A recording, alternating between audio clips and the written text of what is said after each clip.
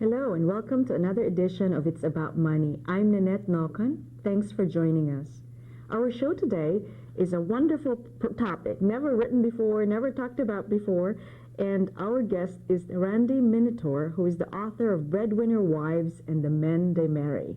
So I hope you join us for the next half hour. Welcome, Randy. I appreciate you being here at the show. Thank you so much, Nanette. I'm delighted to be here. Now tell me, what made you decide to write this book? Well, I am a breadwinner wife. I have made more money than my husband for the entire 11 years of our marriage. And about 4 years ago, we hit a place where I really wished I could find a self-help book on this topic. We were arguing over housework in particular, and I was very aware that my husband was not as big a participant as I was in getting things done around the house. So I went looking for this book and discovered there wasn't one.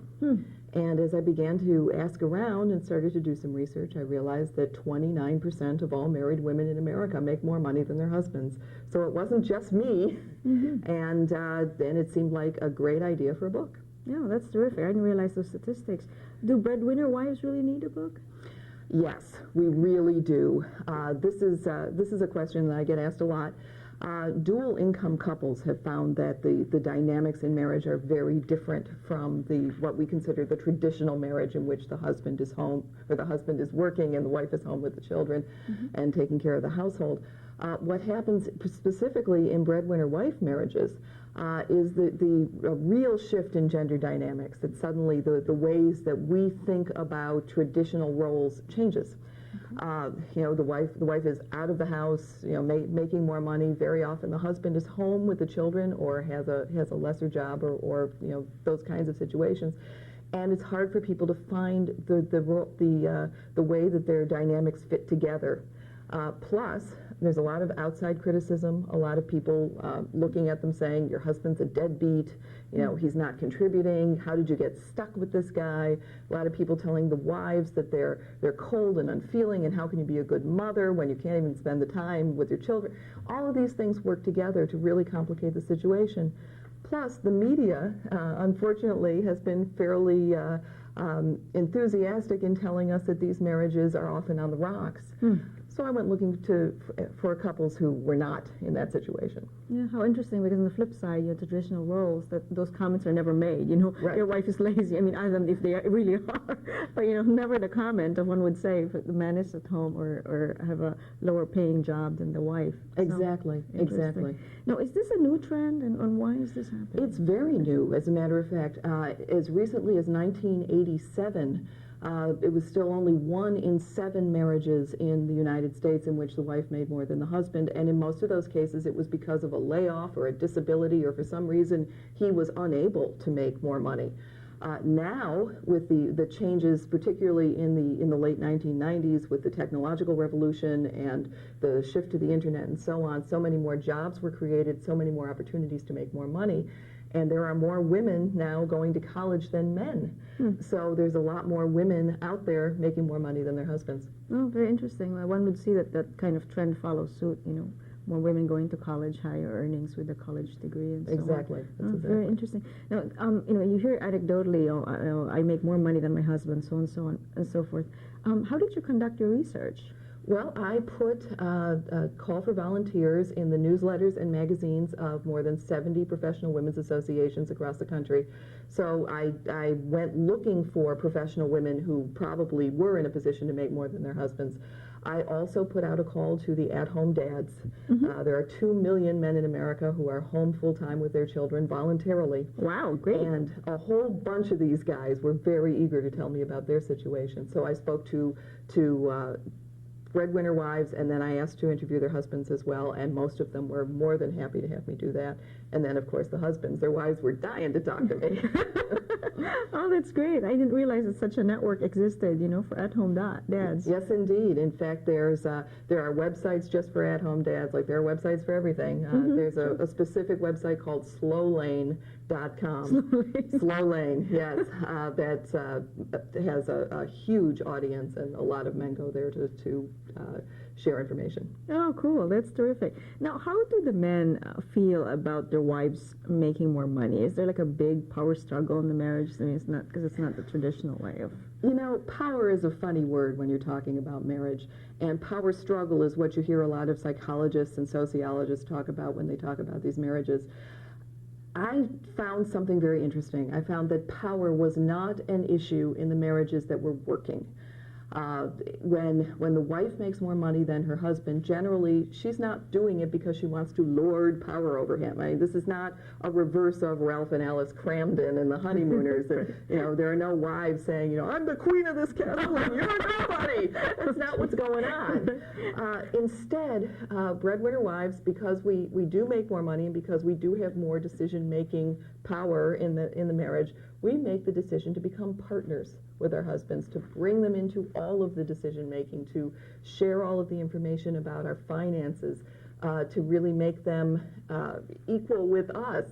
And it's a strange thing that it had to happen that wives made more than their husbands for us to be really, truly demand this equal partnership and this equal footing. So I feel that breadwinner wives don't seek power, they seek partnership. Oh, that's great. I wonder if it has anything to do with guilt. Well, it's funny that you say that. That's one of the theories that you hear a lot from psychologists about women feeling guilty that they make more than their husbands and men feeling guilty that they make less, and that's a big dynamic. I honestly didn't speak to one wife in all of the women in America that I spoke with who felt guilty for being a good provider in her family. What a crazy thing. I certainly did speak to men who wish they made more money, but they also, most of those did constructive things to make that part of the relationship work. They found other ways to contribute to the home. I see. Oh, that's great. So we can say that men can really be happy being married to a breadwinner? Absolutely. And this is one of the wonderful things is you got to figure, we've had 40 years of the women's movement since The Feminine Mystique was published in 1963. It's almost 40 years. And at this point, women have made an enormous change in that amount of time, that we don't necessarily expect to be home, and we don't expect our husbands to be the primary breadwinners, and we expect to work and have good professional careers and all of the things that are available to us. You got to figure in that time that the men have changed too. That they couldn't still be Ward Cleaver and Ozzie Nelson and Ricky Ricardo anymore. They've got to adapt to that situation as well. And what they're finding is that when their wives make more money, the husbands, don't have the same pressure to take a job that maybe they don't like because it will bring them more money, or to be the sole provider, to carry that breadwinning responsibility, so they can pursue other things that are really important to them. Very often that means more time with their children, more time with their wives, more time on things that they enjoy, maybe a position in a nonprofit organization instead of in a corporation, so that they feel like they're making a big contribution to society, or doing something they love, something they couldn't do when they had to, pound out for the almighty dollar. Sure, that's right. And my husband says, "Oh, more time for my hobbies." Exactly. What about the wives? How are they adjusting to being breadwinners? It's a tough adjustment, I got to say. Many are finding that it's also a wonderful experience because their husbands are more participatory in the home.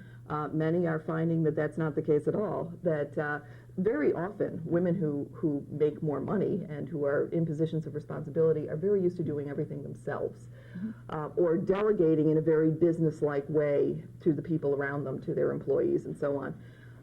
But you go home and it's just not the same thing, most of us don't treat our husbands like a partner when it comes to doing the dishes and the laundry.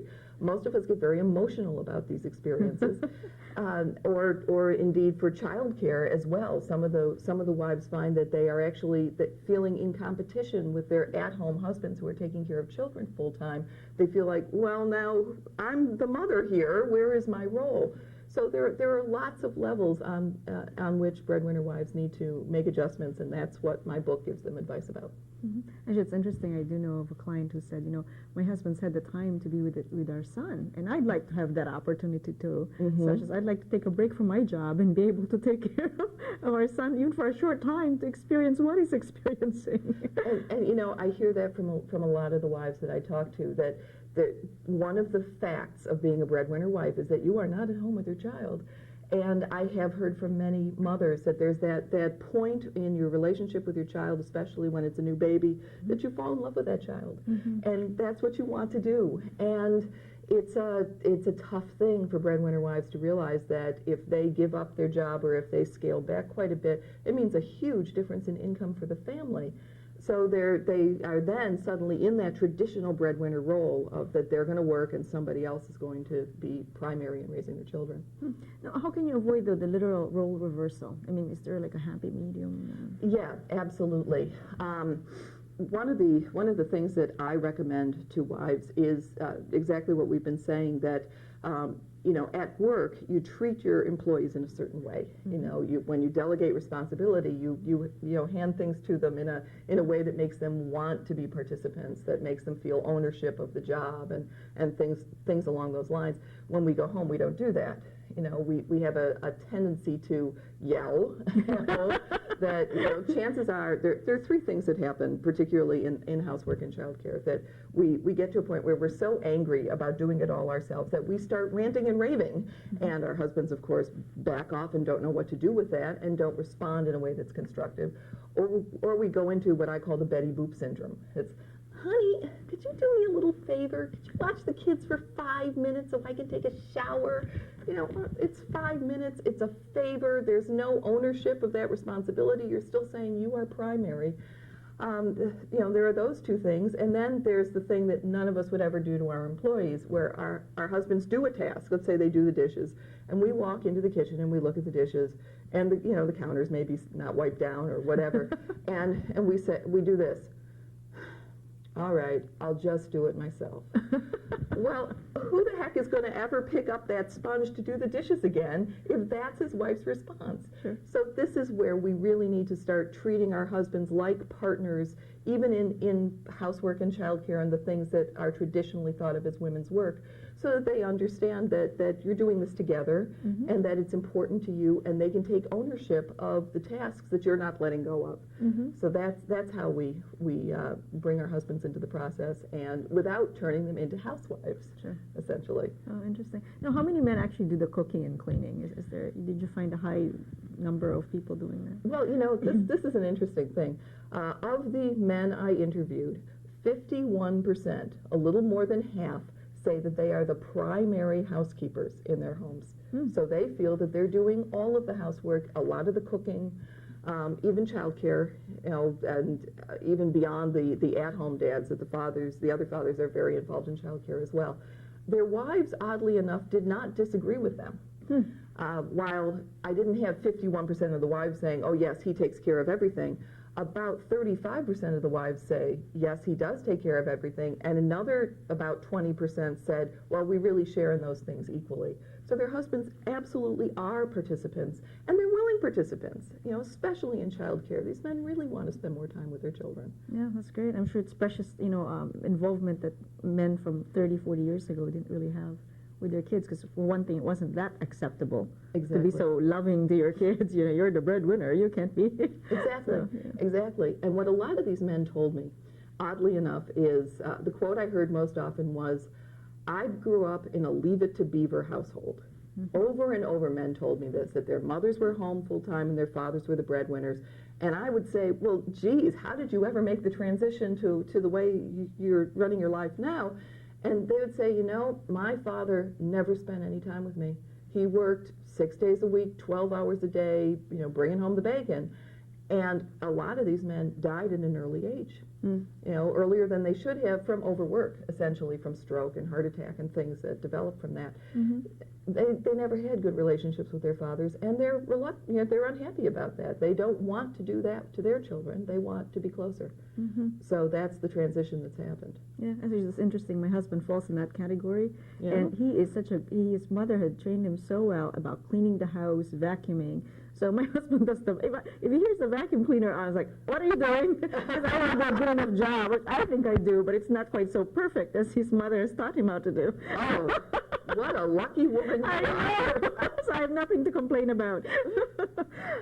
What are some of the things that wives can really do to get husbands to participate more in the housework? And I guess this goes even for non-breadwinner wives, just non households. Absolutely. I'd say this is in any household. We need to treat housework as the business of taking care of the home rather than this emotionally packed issue. We need to make it very neutral. What I suggest to wives is make an appointment with your husband to discuss this. Have a meeting. Get out of the house. Don't bring the children. Go somewhere that's neutral, over a meal, for coffee, something like that. Have an agenda. Plan for this meeting ahead of time, and take notes. And take the top 3 tasks that just make you crazy, that every time you do the dinner dishes, you just get furious. Whatever those top 3 things are, not everything, but just this little chunk. And sit down with your husband and ask him to work with you for an equitable solution that involves him. For example, let's say, one of the wives that I talked to, I would have advised her this way, to say to her husband, Jim, I get home every day at 7:30 in the evening from my job. By that point, the kids haven't eaten. I'm just starting to make dinner. They don't get to bed till 9 or 10 o'clock, and you and I don't get any quality time together.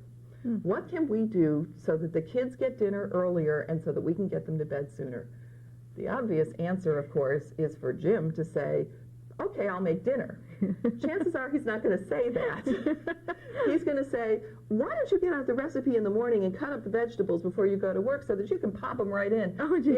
He's going to, chances are, at least in that situation, he's going to come up with some way for her to do it better. The trick is not to accept a solution that doesn't involve your husband. Make him understand that he is now part of the process, and do this in a way that's unemotional. It'll take practice. He will catch on.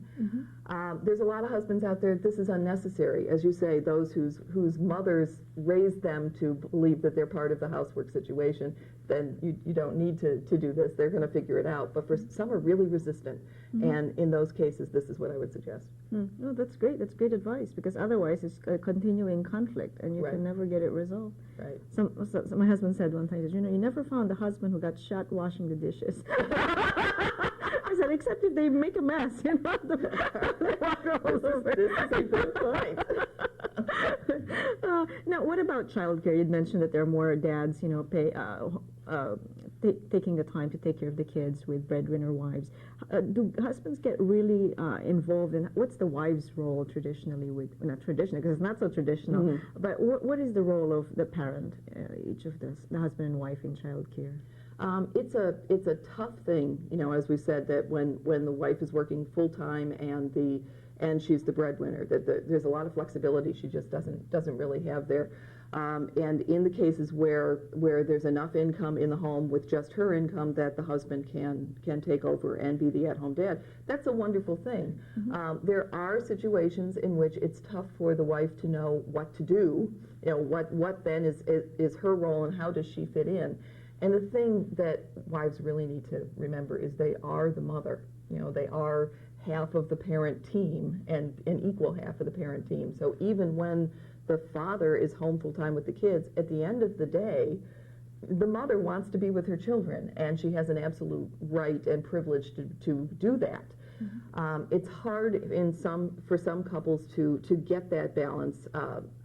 Frankly, just like the male breadwinners of the 1950s, when you come down to it, a lot of us want to come home, sit down with a remote control and a glass of wine, just the way Ward Cleaver did at the end of the day. But it's not fair to the at-home parent. We know how wives felt in the 1950s when their husbands came home and still didn't participate in anything. It was very tough for women to ever get any rest and any respite. So breadwinner wives need to take that mother role. Sure. And actually, it's a natural instinct anyway, but Absolutely. it's just have to make a conscientious effort to Yes. do it if it's not a natural Right. thing for women to do.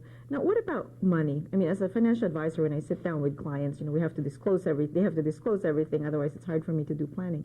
But how do breadwinner wives and their husband handle the household expenses and finances? It's an interesting thing. I expected to find that the wives held their money very close, that they didn't share information with their husbands, that they didn't, that they made all the financial decisions on their own and so on. That's really not what's happening.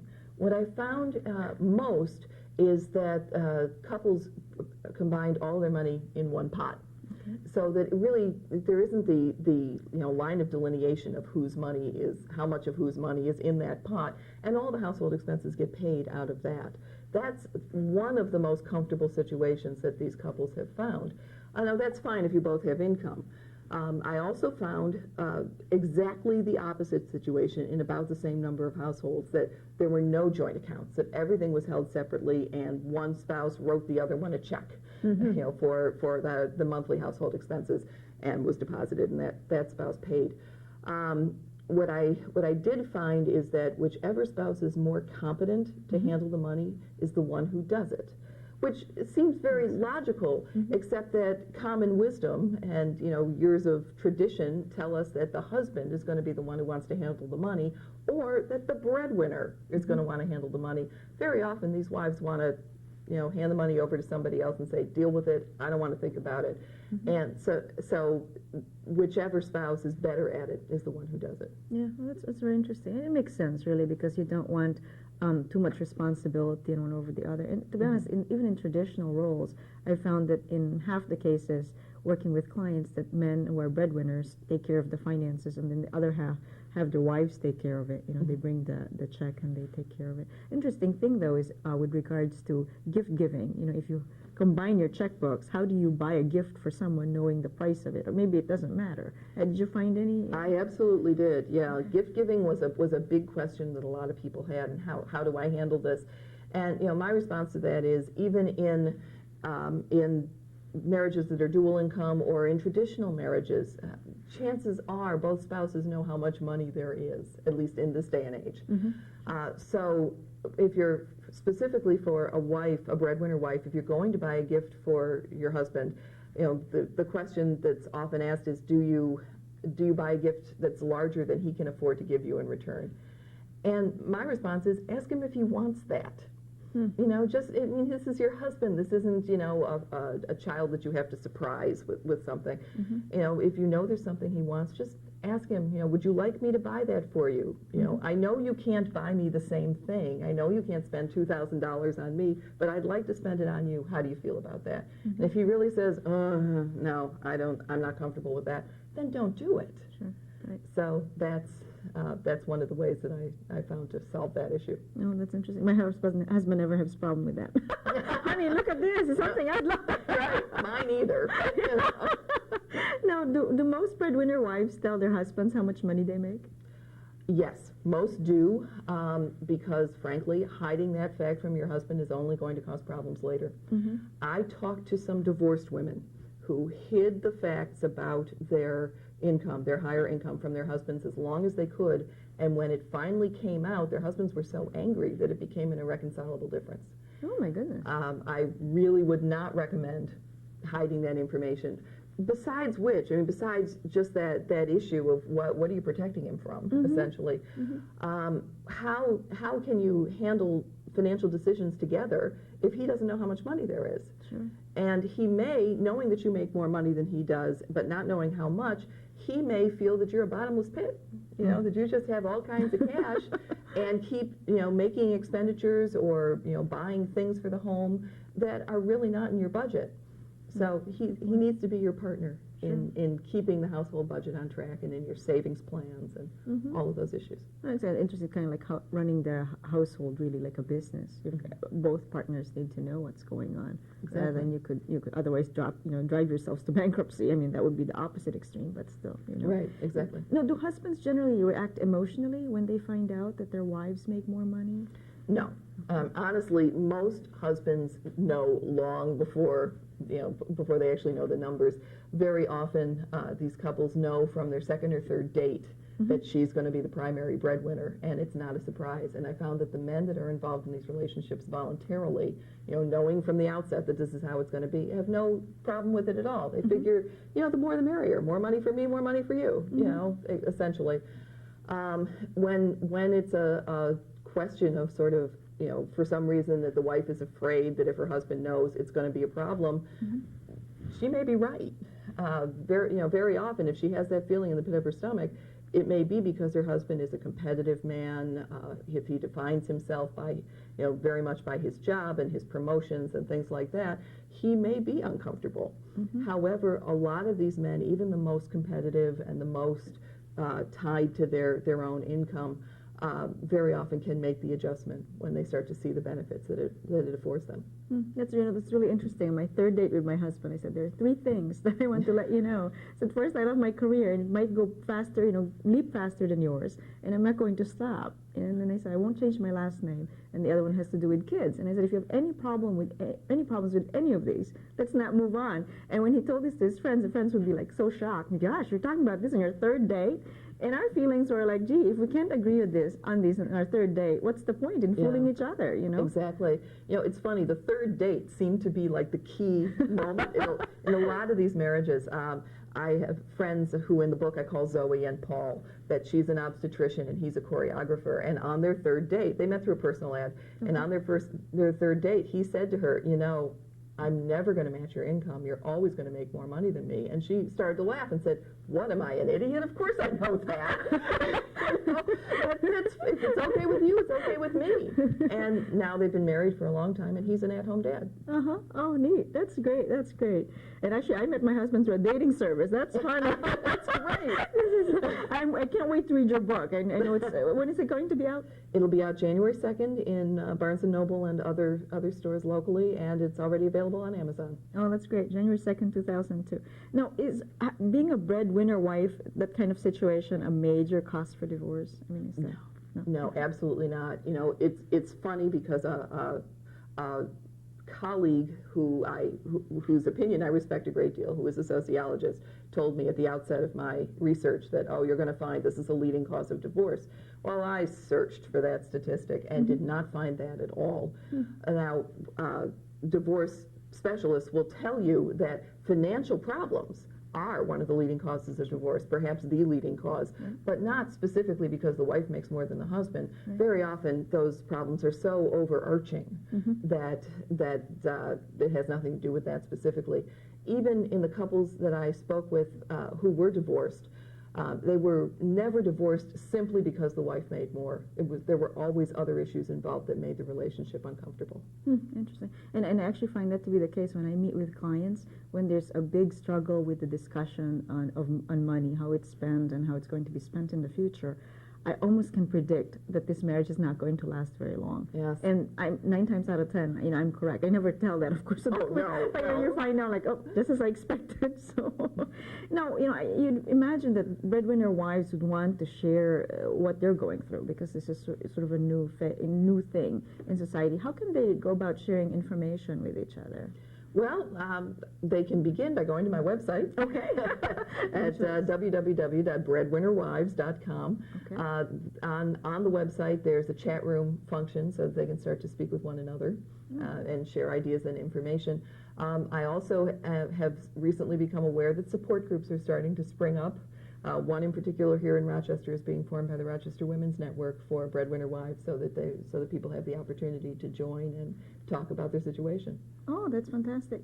Tell us again your website. It's www.breadwinnerwives.com. Great, wonderful. That's the internet's just provided a lot of ways to communicate without expending all the time that one would used to have to do. So that's really great. And of course, networking groups like what the Rochester Women's Network is putting together is great.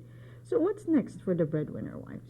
Well, I believe, given the trends as they're going now, it seems like within perhaps another generation that half of all marriages in America could conceivably have wives who make more than their husbands, at which point this will become commonplace.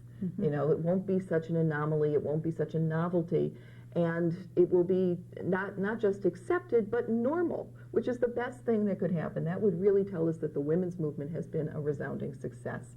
And the other great thing that is happening is that these couples are raising children who have no gender-specific expectations about marriage, about people's roles within the marriage, so that when they get out there and get married themselves, all of these issues that we have now will not be issues anymore. So in about 20 years, this is going to be normal and not a problem. That's great. So when kids are growing up, it's not just teaching them, not playing, but teaching them how to cook, how to do chores and things like that, both boys and girls, so that everybody has the skills to kind of cope with what's up ahead. I mean, all of us have to do dishes. Right. All of us have to do laundry. That's so right. It's really part of the life cycle. That's exactly. These things need to be done, and who cares who does them? That's the way life should be. Sure. That's great. That's delightful. I'm so glad you've written the book, and I hope that it's a bestseller. Oh, thank you very much.